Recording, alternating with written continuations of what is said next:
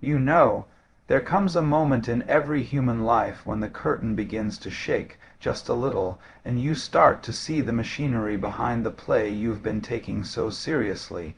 And it's a strange moment, because awakening is never the triumphant trumpet sounding victory people imagine. It's far more unsettling than that. It feels at first like something inside you is breaking, or melting, or slipping through your fingers, as if the very structure of the you've been carrying for decades suddenly becomes transparent, like a soap bubble catching too much sunlight. And you think to yourself, good heavens, if this isn't real, then what is? If this isn't me, then who is sitting here thinking these thoughts? Awakening is not an addition, it is a subtraction, not a construction, but a collapse.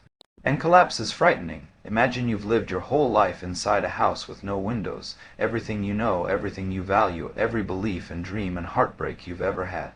It's all painted on the interior walls. You know it intimately, you trust it, you call it home, then suddenly a crack appears, just a tiny one at first, light leaks in. A breeze sneaks through, and the walls begin to tremble. Now most people, understandably, rush to patch the hole. They push furniture against it.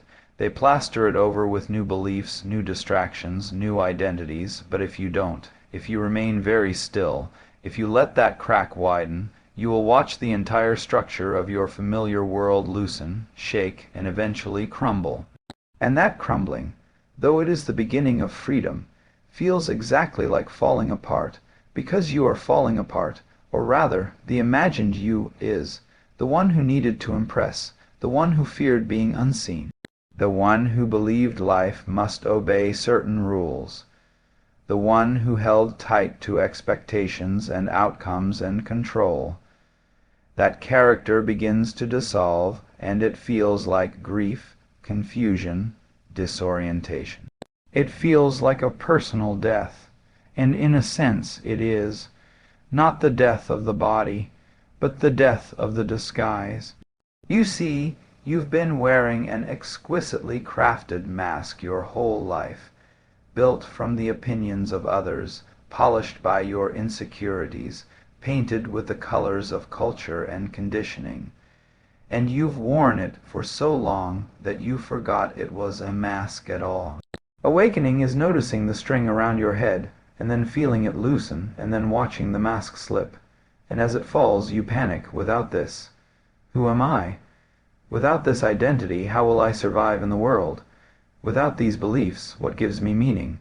But the panic is only the mind struggling to hold on to what no longer fits. Imagine a snake trying to keep its old skin. Of course it hurts. Of course it feels wrong. But that discomfort is not a sign of failure. It is a sign of growth, and yet the growing hurts. The truth is that seeing through illusion is not a gentle revelation. It is a dismantling, a tearing down of the walls you mistook for safety. When you suddenly see that life is not as solid, predictable, or controllable as you believed, the floor beneath you seems to vanish. It feels like chaos, but it is only freedom misunderstood, because freedom in its rawest form does not feel like liberation. It feels like being lost. You lose the beliefs that comforted you. You lose the certainties you stood on. You lose the story you told yourself about who you are. And you stand there naked, bewildered, vulnerable, facing the vastness of existence with nothing to shield you from its immensity. This is why so many avoid awakening, not consciously, of course, but subtly. They sense that truth will cost them the illusion of control, and control is a delicious illusion indeed.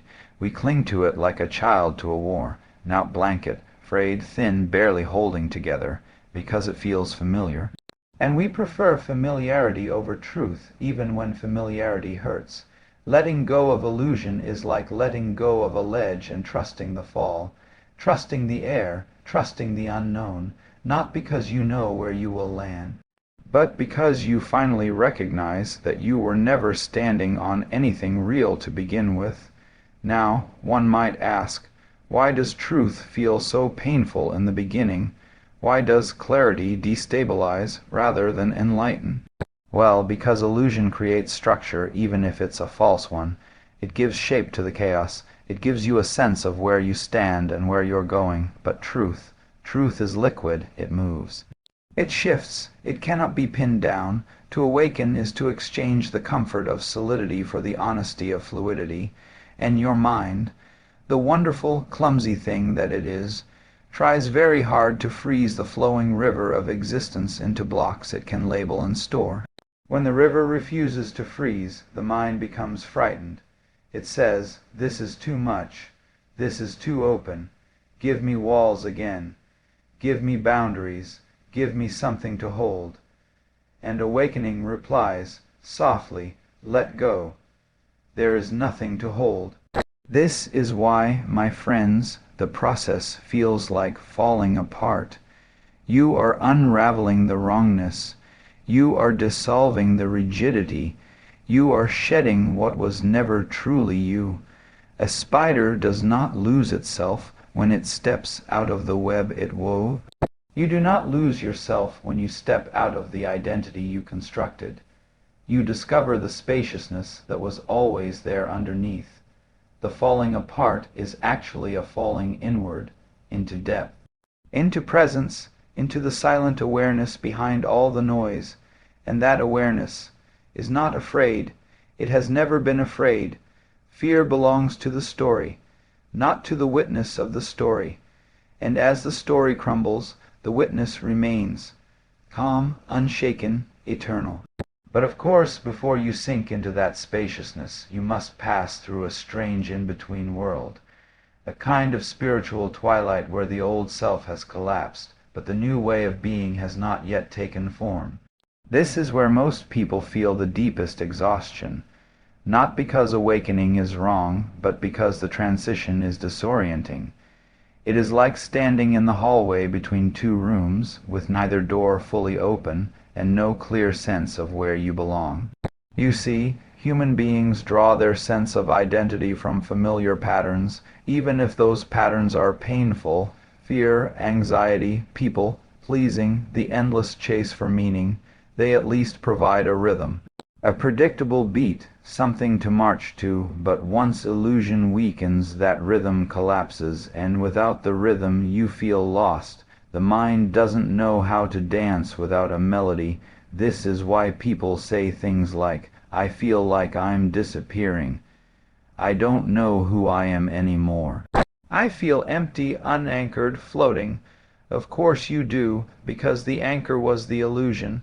And so, part of the exhaustion comes from trying to hold on to something that life is trying to take away. It's like gripping a rope that is being pulled from your hands, not to harm you, but to free you from dragging dead weight behind you. Yet the instinct is to cling harder. You cling to old beliefs, to old opinions, to old versions of yourself, even when they no longer make sense, even when they feel too small for the being you've begun to grow into. It is perfectly human to cling, perfectly human to resist awakening. For awakening is at first a kind of death, and the ego does not enjoy dying. But understand, the ego is not your enemy. It is simply afraid. It is a child who thinks the darkness is dangerous because it cannot see what lies ahead. When you awaken, you're essentially turning off the flashlight, not to be left in darkness, but to finally see the stars. But before your eyes adjust, everything feels overwhelming. Everything feels like too much space, too much silence, too much of you unfiltered. This is why awakening feels like losing structure, because you are losing structure. Every artificial scaffolding that once held you up begins to dissolve, and you realize that you were never standing on your own 2 feet. You are leaning on ideas, on labels, on identities assembled like flimsy wooden frames, and suddenly, without them, you wobble. Then, for a moment, or perhaps for many months, you feel utterly unstable. Not grounded, not defined, not sure of where anything begins or ends. But let me tell you something profoundly simple. This instability is not a mistake. It is the natural wobble of a being learning to stand on truth instead of illusion. Think of a butterfly emerging from its cocoon. In that brief, fragile moment, the creature is weak, exhausted, confused by the new world it suddenly inhabits. Its wings are soft, delicate, untested. It cannot fly yet. It must simply endure the dizziness of change. This is where you are, between the world of crawling and the world of flight. No wonder you feel tired. Awakening also exhausts you because you begin to perceive layers of reality you never saw before. It's like someone who lived in a silent room their whole life suddenly stepping into a bustling marketplace. The senses become flooded with new impressions. You start noticing your thoughts, your patterns, your reactions, the little scripts you've been performing without ever questioning them. And the shocking part is not seeing others' illusions, it's seeing your own, seeing how much of your suffering was self-woven, seeing how often you believed stories the mind invented, seeing how frequently you chased security through people, achievements, or approval. This kind of self-awareness is luminous, but it is also tiring. For the first time, you are no longer living on autopilot. You are conscious of every movement, every emotion, every thought that rises and falls like waves on the shore. Imagine someone who has always floated downstream waking up underwater suddenly aware that they're surrounded by currents they never knew existed. They begin kicking, adjusting, struggling to orient themselves. Awareness requires energy, illusion requires none. This is why unconscious living feels easier, because it is. It is easier to follow a script than to write your own, easier to obey the expectations of others than to examine your desires, easier to blame the world than to face your shadows. Awakening removes these conveniences, and like a person who has been asleep too long, you wake up stiff, disoriented, and blinking against the light. You begin to feel the weight of suppressed emotions, all the grief you postponed, all the anger you swallowed, all the truth you avoided. They rise to the surface like bubbles in deep water, and you, poor thing, have to face them all at once. That alone is enough to wear anyone down, but remember, exhaustion is not evidence that awakening is wrong. It is simply evidence that your inner world is reorganizing itself. A forest after a wildfire looks devastated, but beneath the ash, new roots stretch, new life stirs, the soil becomes fertile in a way it never was before. Your exhaustion is fertile. It means the fire has done what it needed to do. Another reason awakening feels like falling apart is that you begin to question the very meaning structures that once held your world together. Society tells you what success means, what love means, what purpose means, what being a good person means. You swallowed these definitions without chewing. Everyone does, everyone must, to function in the early stages of life. But awakening forces you to chew them again, to taste them, to ask, is this true for me? And such questioning is not merely intellectual, it is existential. It shakes the foundations of your world. You might look at your life, your job, your relationships, your ambitions, and suddenly feel as though you've been living someone else's story. This is distressing. It destabilizes identity. It creates an inner earthquake, but do not be alarmed. The shaking is simply the truth rearranging you, and you are not falling apart. You are being rebuilt from the inside out. You see, the collapse of illusion is not the end of you. It is the end of your confinement, the end of the smallness you mistook for safety. When the walls fall, the space appears. When the identity dissolves, the being expands. And in that expansion you do not lose yourself, you meet yourself. Now, one of the strangest parts of this entire unfolding is that expansion does not feel, at first, like spaciousness. It feels like exposure, like being pulled from a warm, dark cave out into the open air where every breeze touches you, every sound echoes through you, and every truth you once avoided stands before you without disguise. It is overwhelming, It is raw, it is humbling, because awakening removes the filters. You see more, you feel more, and for a time you don't yet know how to live without the armor you wore for so long. And so you walk around with no skin, emotionally speaking. A tender creature in a world that suddenly seems too bright, too loud, too real. Not because reality changed, but because your defenses dissolved. And this is why, for many, the early stages of awakening are filled with a deep fatigue. Not a physical fatigue, but a soul tiredness. The exhaustion of someone who has been carrying a heavy pack for years, and only now realizes how heavy it was. You begin to understand how much energy went into maintaining the illusion. How much effort was spent keeping up appearances. How much of your vitality was wasted holding together a self-image that was never stable to begin with. When this illusion cracks, the exhaustion surges in because the body, mind no longer has to pretend. You are finally allowed to rest, and the resting reveals how tired you already were. You see, pretending is exhausting, wearing is exhausting, living according to someone else's definition of you is exhausting. But now all that crumbles, and the collapse brings its own strange relief, a relief that feels heavy, like the release after a long cry. Then comes another strange sensation, a sense of disconnection. You might feel detached from the world, from your past, from conversations that once felt normal.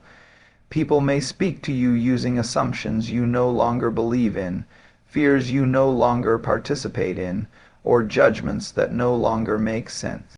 You hear the old language of ego-driven society, competition, ownership, success, self-importance, and something inside you steps back and observes it like a curious anthropologist. It is not arrogance. It is awareness, a widening of vision. For the first time you can see the strings behind people's worries, the loops of their patterns, the invisible cages they live in. And strangely, you feel tenderness for them, not superiority, because you realize you lived in the same cages too, and if you listen closely, you may even feel a subtle grief for the years spent sleepwalking, for the countless moments lost in unnecessary suffering, for the ways you abandoned yourself to fit into a world built on illusions. This grief is not a setback. It is the release of old pain. It is the psyche's way of clearing space for a deeper, truer presence. But grief, too, is tiring. Awakening at this stage is like carrying a lantern through a field of old memories.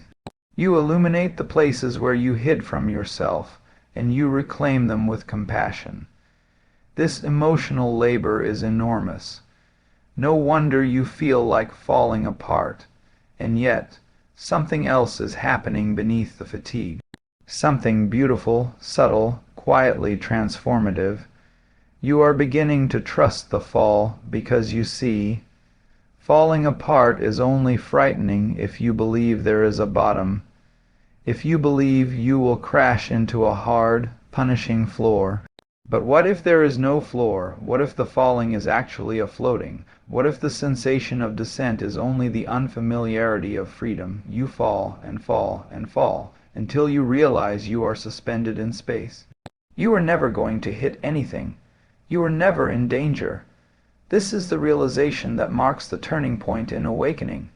The moment you understand that the collapse is benevolent, that the universe, in dismantling your illusions, was not harming you, it was revealing you. And this realization brings a tremendous softening, a surrender, not the surrender of defeat, but the surrender of someone finally willing to float with the current instead of struggling against it.